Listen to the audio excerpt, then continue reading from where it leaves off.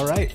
Thanks for joining us on Talk the Talk with Tribe Title. Today's guest is Kailey Hegle of My Roots with Keller Williams Real Living. Thanks for coming on. Thanks for having me. You got it. So we'll just dive right in. So you're with My Roots. Mm-hmm. How long have you been an agent? So I got my license in January of 2018. Okay. Yeah. So a little while now. Yeah. Yep. All right. And have you been with My Roots the entire time, or was that a transition? I have not been. So how I came to be with My Roots is kind of funny. So I was recruited into real estate by a regular of mine that used to sit at my bar. Okay. Before that, I was bartending a little bit, and I was a personal trainer for many years.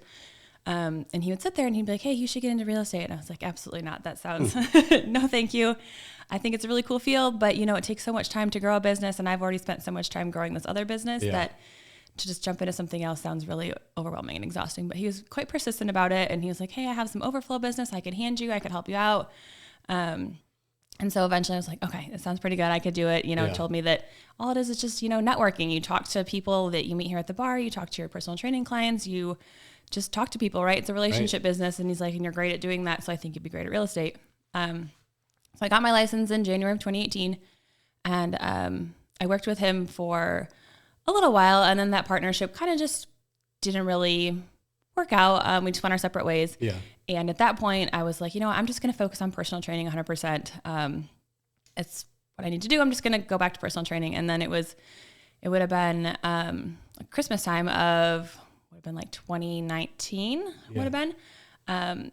Erin, my team leader at My Roots, had posted something on Facebook, and I just commented on it.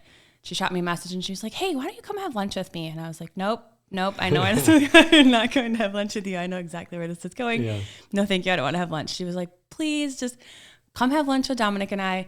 Just be lunch." And I was like, "Fine, but it's just lunch." Yeah. That's it. And by the end of lunch, I had joined My Roots group. So that's awesome. They were very good.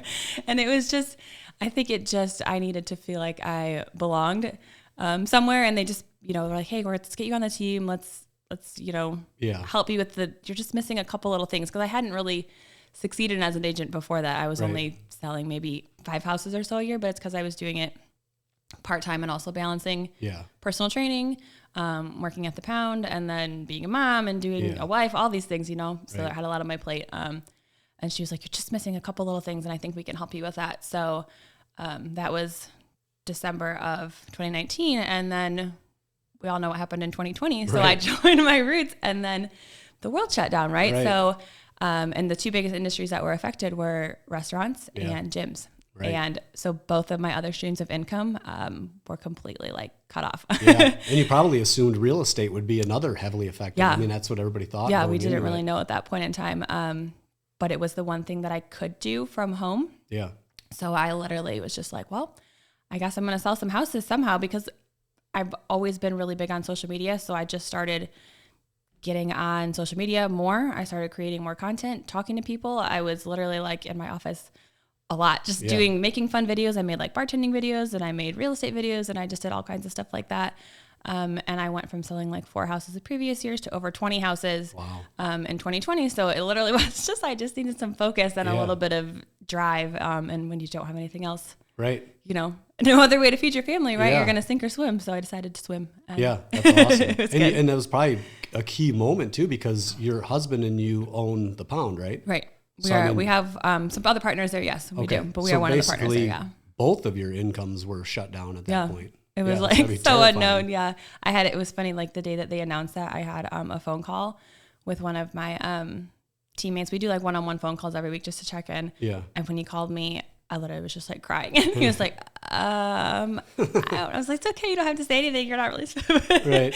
And he was just awkward. Yeah. So, yeah. This was a teammate from My Roots? Yeah. So it was Bill. So Erin was out on maternity leave at that point in time. So Bill was in charge of meetings, and it was our first one-on-one after Erin had been gone. And he was like, "I don't really know what to do here." And so I was like, "It's okay. That's immediately who I pictured in my mind when you were saying somebody on the other line, and they're just sitting there like, "Oh, what do I do?" And I'm like, that had to be Bill. It was Bill. Yeah. So that's incredible. Yeah. Yeah. I mean, a solid team though, right? I mean, you guys absolutely kill it. Yeah. And then on top of it, I mean, just some really great people on that team. Yeah. So that's got to be a huge part as far as success, is finding the right team. Absolutely. It really is. I think when you find your place in real estate, because there's some people, there's, solo agents, partnerships, teams, big teams, small teams. And I think so much of success in real estate is just finding where you belong. And even if, being an agent isn't great for you, there's lots of other careers within real estate too, that people could fall into. But yeah, for me, it was just needing to find where I fit in and get that accountability factor from having someone, plug into me. And it was, upwards from there. So it's been good. And it seems like that's the office as a whole, it seems like they genuinely want everybody to succeed. Absolutely. Like I see when somebody's struggling, they're like, focus in, work with them, because they're like, hey, don't get out of the business. Let's just figure out what's going on and get you on track. Absolutely. Which is cool. Because I'm sure a lot of people there, had they been with a different office, they probably would have just washed out and gone back to doing something else. Yeah. I mean, and that's kind of what happened the first time around. Like when I left, it didn't really seem like many people even kind of noticed, because I wasn't really plugged into the office either. Right. And I think that's a big part of it. So I own that as well. But some people just kind of fall off and never really put up their hand and say, hey, I need help. Yeah. So that's one thing that I'm passionate about now, is helping other agents grow and succeed. I've taken on the director of sales role for our team. So I help mentor some of our agents, and I found other partnerships in the office. So that's what's great. Like you said about the office, is we all help each other. So I mentor some other people in the office that aren't even on my team. I'm not in any way tied to any of their success, but I just like to help them create success just for the goodwill of the community and helping people grow and succeed. And it all comes back around, it seems like, so it's worthwhile. The cool thing is now that everything is back up and running, it seems like those three things are a great fit together as far as like personal training, bartending, and real estate, because it's like your main job in both those other ones is to be in front of people. Yeah. And it is. I mean, I don't personal train anymore. I'm still incredibly active, like with fitness and whatnot. I came pretty much straight here from the gym, which is funny. My clients know that there's a good chance that if I'm going to a morning appointment, I'm coming straight from the gym, and they're okay with that.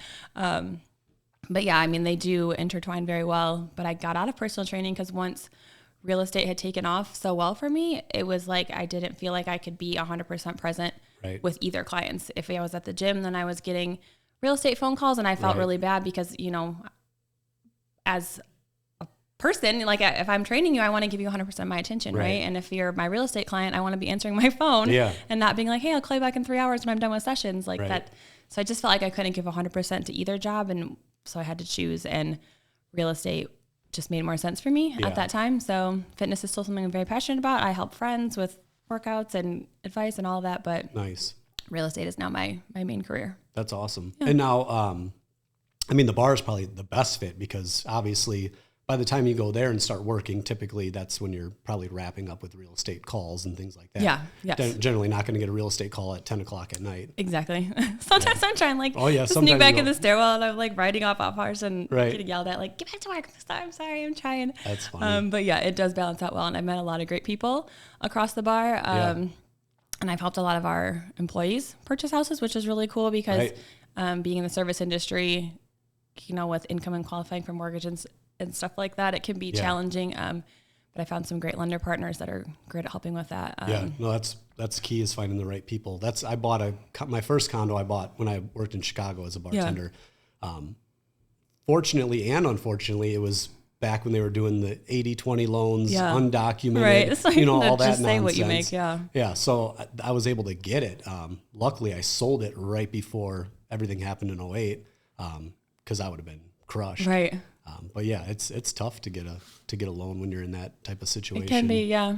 But we found, like I said, I have some good people that can help with that. Victor Bales, he helped me with my mortgage. And so I send a lot of people to him, because he's just incredibly knowledgeable and very helpful in terms of, hey, we need to do all these incredible. things to get you. Yeah. I mean, he really, like, somebody that lives and breathes this stuff. I mean, that's him. Like, I've talked to him about several things, and he always has like a workaround, a solution, like 10 steps ahead of where you're even trying to go, but he'll put together a plan, which is incredible. So I tell people, I'm like, if he can't get it done, then it's just not the right time. Right. If he can't get it done, then something's wrong. Exactly. But I love what he says too. And it's not if you can buy a house, it's when. Yeah. So it's just a matter of putting the right steps in place and mapping out a goal of how you're going to get there. And that's one thing that I really like helping people with, is achieving that. And it's really cool when you have got to be a part of like that whole, 12 to 18 month process. And then when they finally get there, it's like, yay, we did it. Like, I'd imagine awesome. the long ones are probably some of the most rewarding. Yeah. And probably the best for building referrals, because somebody that knows that you took that amount of time and stayed with them,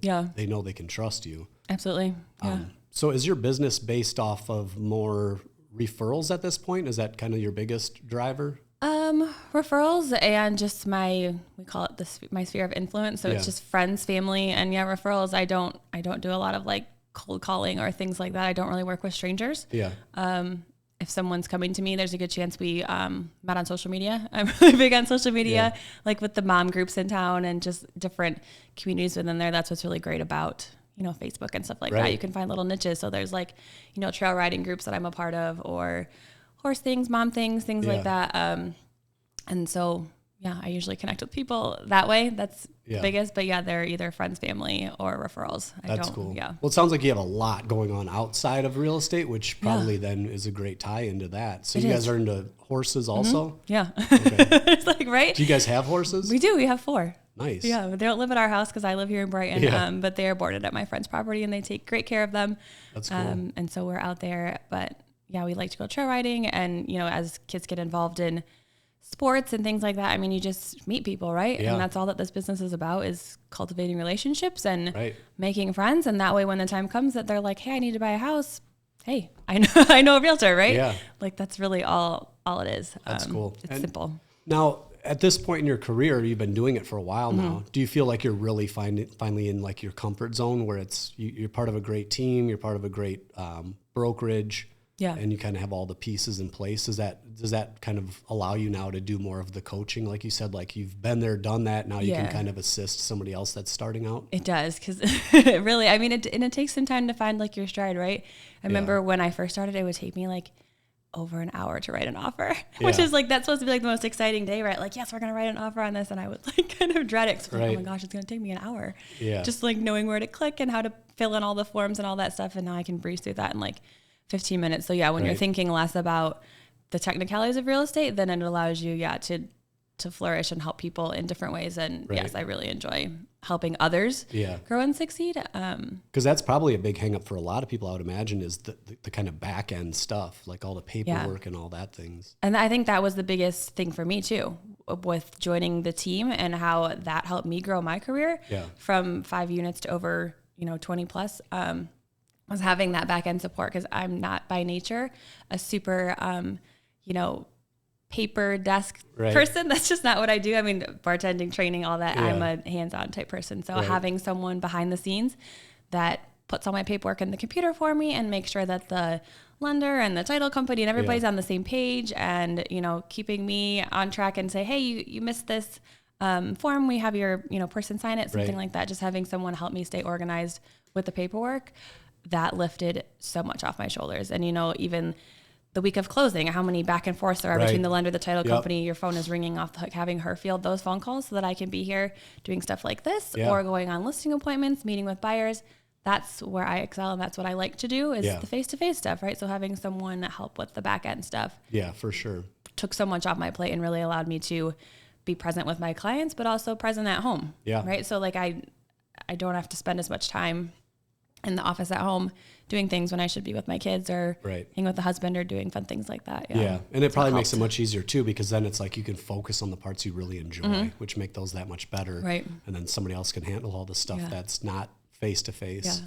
We all have our strengths, right? And if we play to our strengths and stay in our lanes, then we kind of make it, that's what a team is. Yeah. Right. So we get to help that way. Now, is your husband involved in real estate in any way? No. It's funny. As I'm saying, like, stay in our lanes.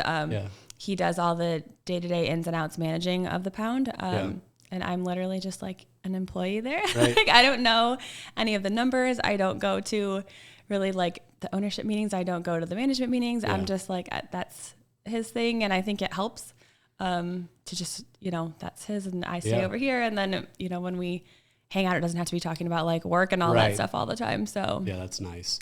Yeah. What was the background that drove you guys into that? Was he in the hospitality business prior to that? Yeah, so we both were. Okay. I started waiting tables at like 16 at a little taqueria in Galesburg, Michigan, where I'm from, over there on the west side of the state.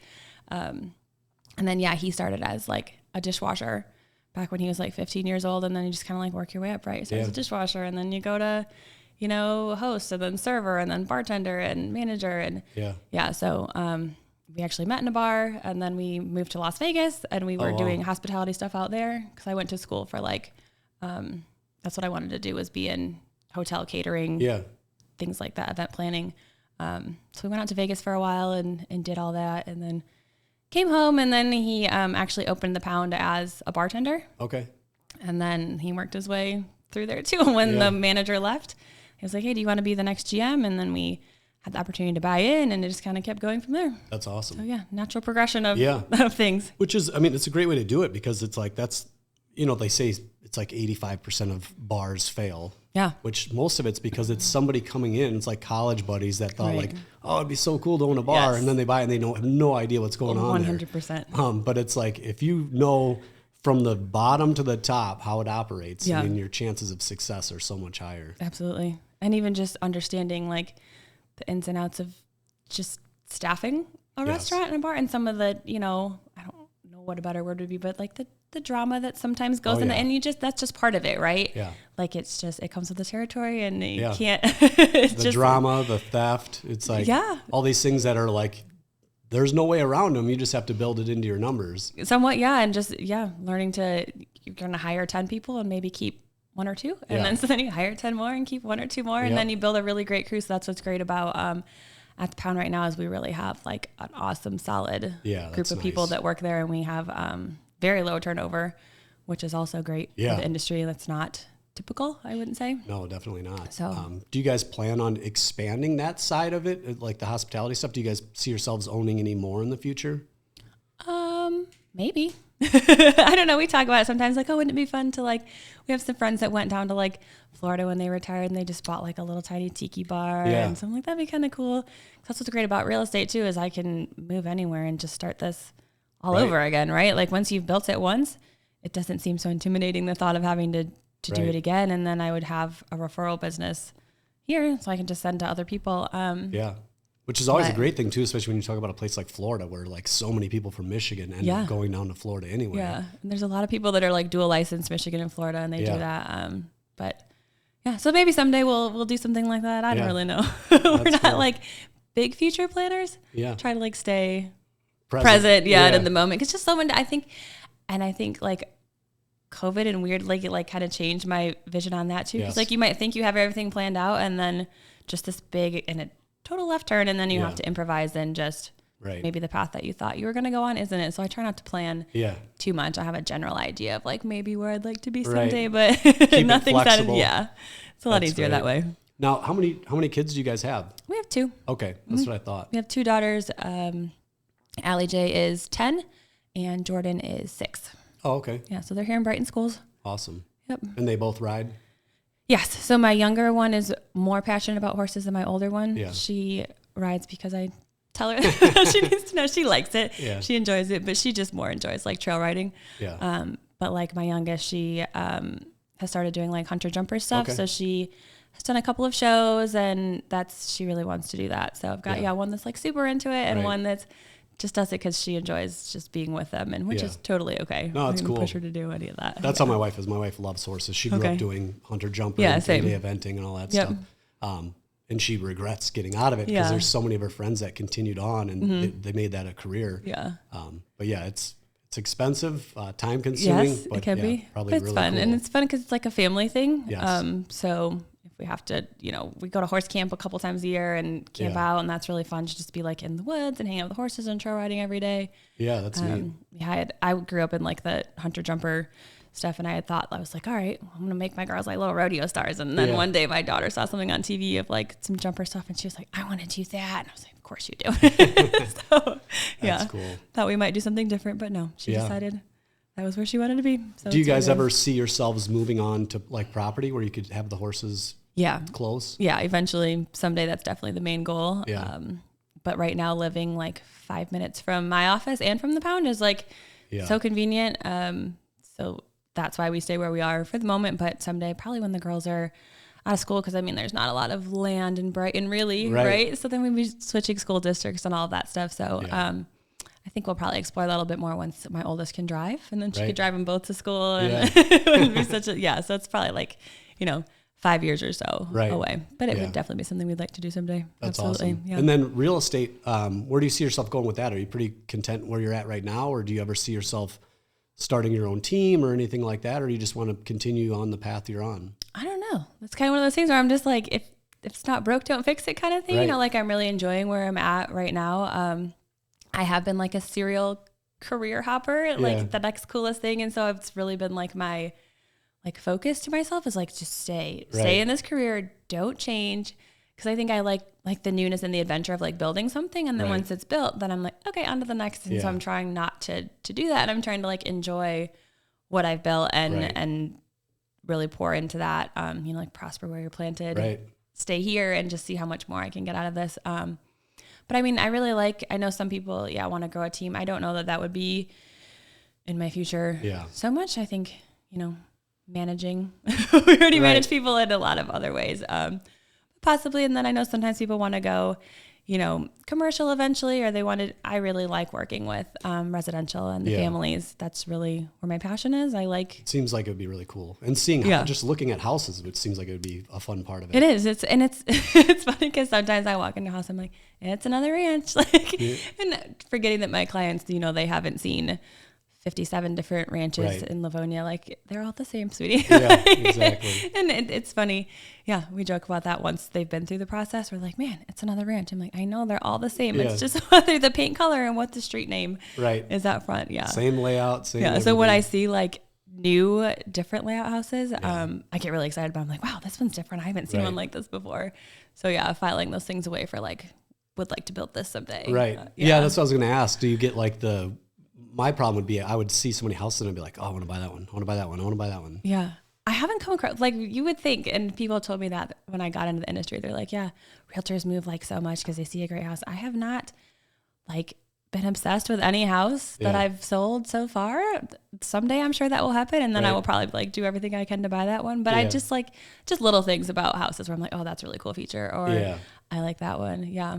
But I'd like to build a house someday. For sure. Because I grew up kind of with notes on it where what you want to do when you build your house. Yeah. And most of my family's in the trades. Okay. So it's just that's what everyone did. They all built their houses. So I'm like, oh, I thought that's kind of when I was younger, I thought that's what you did. You just grew up and you built a house because that's what everyone in my family did. Yeah. My dad's an electrician and I've got family in tile and carpentry and that's great. All that. So it would be pretty simple. Yeah. My sister, she's a general contractor. So. Oh, nice. Yeah.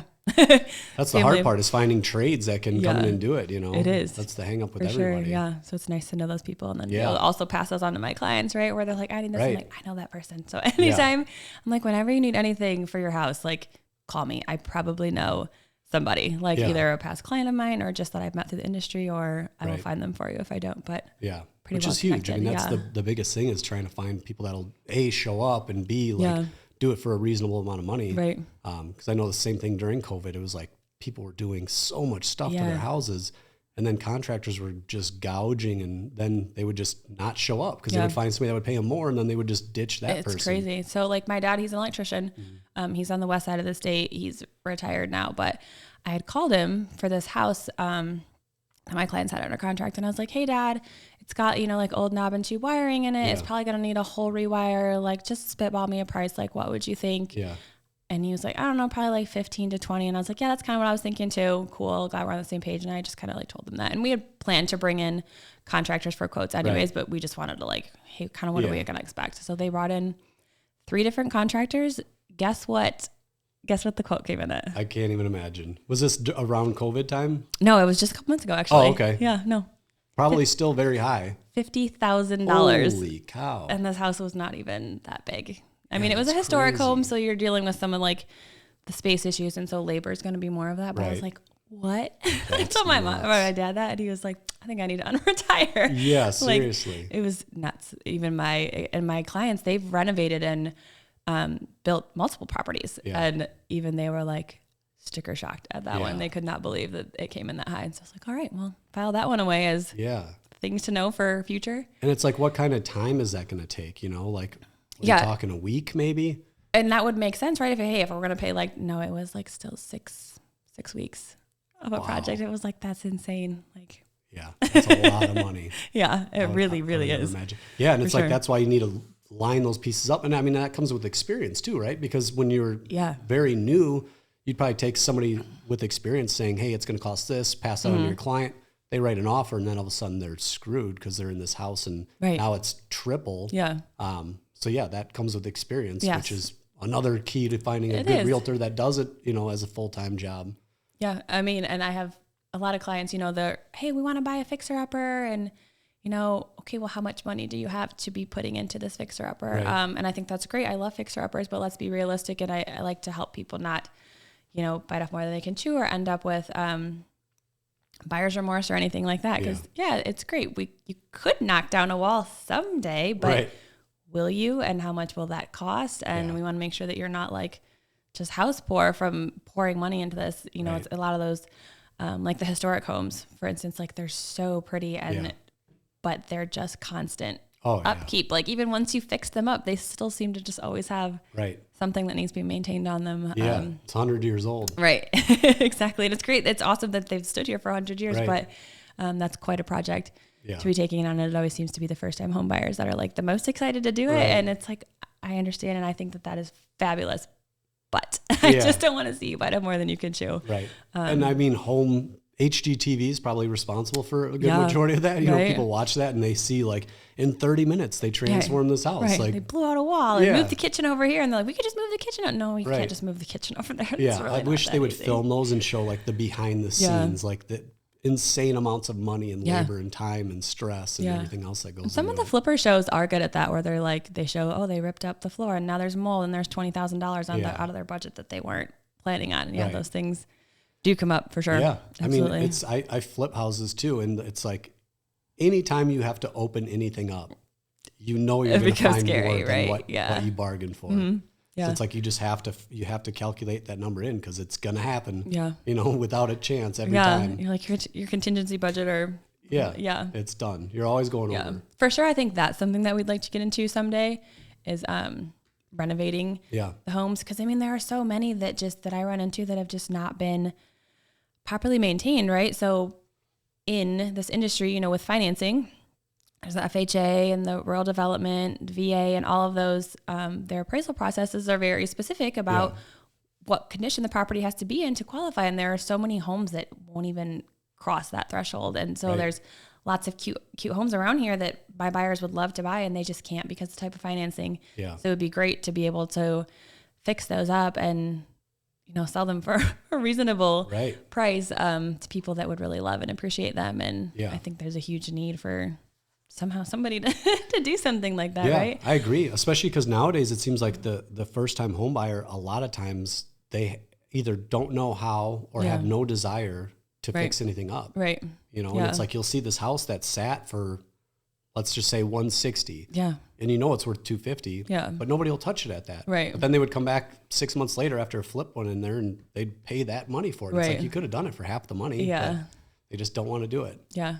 I was talking to one of my lenders the other day. There's this really great program out there. It's called the FHA 203K loans. Mm-hmm. And that now that things are not as competitive and things aren't selling with multiple offers all of the time, I think that's a really great program that him and I are, going to talk about more and of how to reach more people with that program, because I think it's a really neat one. And he and his team have really streamlined that process of how to get that done. So that's really cool. So are you familiar with the 203K? I know a little bit about it. It's basically giving them a budget for like renovations and things like that. Right? Yeah. So again, I try to stay in my lane. I am not a lender, but the gist of the program is where you can find a house that needs fixing and remodeling, repairs, whatever. And they will let you mortgage it after the fact. So say that there's a house that's listed. It's like, cash only or conventional because of the condition of the home. And they've got it listed for $100,000. But like you said, we know that once it's fixed, it would sell for $200,000. So the 203K will allow the buyer to finance that entire $200,000. Okay. And then get the contractors to come out and repair the home. So that way they have the home already move-in ready when they move in. Oh, nice. I probably didn't explain that super well, but it's just, it's a renovation loan. Right. So they bring in their own contractors and they get the quotes, and all you have to do is give the lender and this is why this lender is so awesome, because they have streamlined this entire process of like, I need this form and that form. Here are contractors that we work with that we know love the 203K loans and are willing to work with that type of financing. And so, so they bring in, you close on the house, and then they bring in the people and they renovate the whole thing. And then you've got a not brand new, but a nice house that cool. that no one else had to fix up, but you didn't have to pay for. Right. And so they have an approved list of vendors as well for contractors and things like that? Yeah, and anybody can become approved for that as well. There's just like a form that they have to fill out to become that. And when I went to the seminar on it, and I've been talking with my lender, once contractors become part of that program, they're like, it's the easiest like draw loan that we've ever had. Because like when you get like a construction loan, right, the bank only pays in like increments, and sometimes it can be a headache, and there's phone calls, and it can be a pain to get that money. But the 203K loans, they pay out very quickly, and the contractors are very happy with that process. Yeah. So that's something that I'd like to explore into this year, I think, as competition has gone down somewhat. It's still a little bit competitive out there, but now that we have more time, and some houses are sitting for a little bit longer to explore that. Yeah. Because most investors, right, they like to snatch up the properties before they hit the market. Right. Once they've hit the market, then I think that's a great opportunity for people to come in for those renovation loans. And then that gives you a whole new pool of buyers that, were potentially sitting on the sidelines earlier. The other great thing too, in my opinion, would be the fact that now you're getting this house. Like you said, it's not a brand new house, but you're getting it spec'd the way you want it. Mm-hmm. So it's like you actually have some say in what you're getting. And like when I was talking with her, there's really nothing that they won't let you do with that. Like if you want to move the kitchen, you can move. You want to put in a pool, as long as the house appraises for whatever the final value is going to be. Yeah. Once you add in all the repairs and all that, as long as it appraises, they pretty much will let you do whatever you want to. And it can even be helpful for like small things. Say that there's a house that you really love and inside is great, but it needs a new roof, and you can't put the roof on, and neither can the seller. You could use that program for something like that. So it's kind of cool. Oh, that's awesome. I've never heard it in detail, so I didn't really understand it. But to me, that seems like it would be a great opportunity for a and those loans take a little bit longer to close because there's a little more due diligence that's involved in it. And that's why we haven't seen them for a really long time. Yeah. Because everything was selling in 5 minutes. Yeah. Nobody wants to wait 45 days an 8-week close. Like, absolutely not. We're not doing that. So now that, this is an opportunity for sellers to maybe maximize their profit as well, because somebody else might come in and want to offer way less. They might be able to get that asking price that they're at with somebody, if they're willing to be flexible with them and let them take a little bit longer to close. That's a great program. Yeah. So where do you see the market going? I mean, I know everybody talks about like it kind of shifted a little bit, things slowed down, combination of rates and time of year. Yeah. Where do you see it going like come springtime? I think we'll see a return to normalcy, but if that's even like a thing. I think what we're seeing now is just the seasonal. So in real estate, prior to the crazy sellers market and COVID and all that, we had typical seasonality, right? We're in the winter.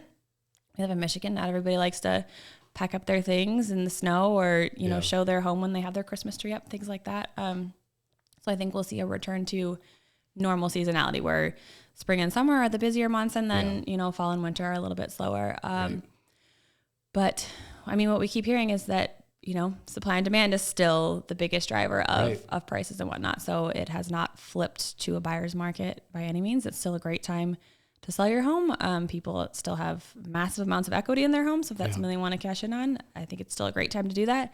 But I think we'll start to see, it'll look a lot, they're saying it's going to look a lot like 2018. Right.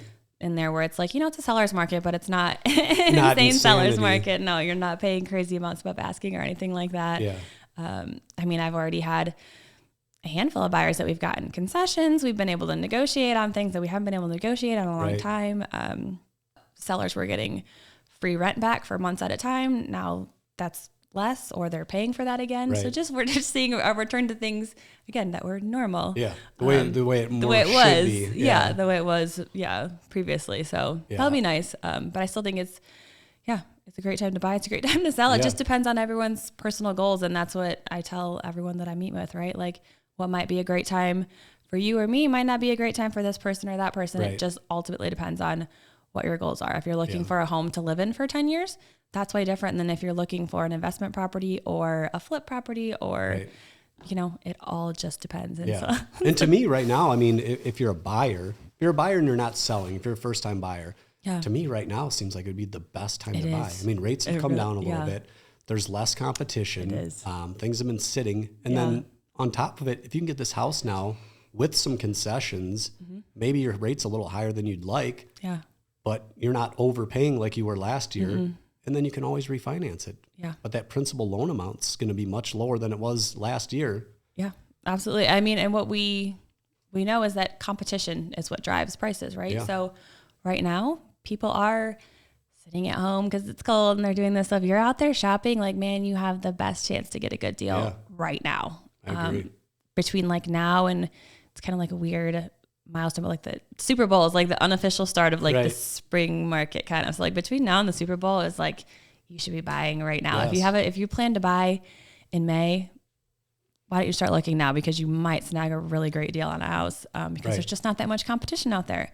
Come spring, you're going to have a larger pool of buyers that are all looking at the same houses. And then you're going to have competition again. Right. So that'll be interesting because I mean, the rates started to shift, in spring of last year. So it'll be interesting to see how spring, if we get back into multiple offers or if it kind of remains just how it is now. Like I'm looking forward to seeing how that goes come spring. Especially if you're like what we were just talking about, the FHA 203K. Yeah. I mean, if you're one of those buyers, now would probably be the best time. Yeah, because there's a lot of houses that have been sitting on the market for a while and sellers that would like to offload them. So it's something that we could definitely explore. I'll do it, because whereas come spring, when there's even two offers, they're going to go, I'm going to take the best, exactly. I'm going to take the easiest offer. Yeah, so that loan is best suited, for a house that is not in competition with anybody else, for sure. Very cool. Yeah. So now if somebody wants to get a hold of you to talk about real estate, investing, possibly a career change, what's the best way to get a hold of you?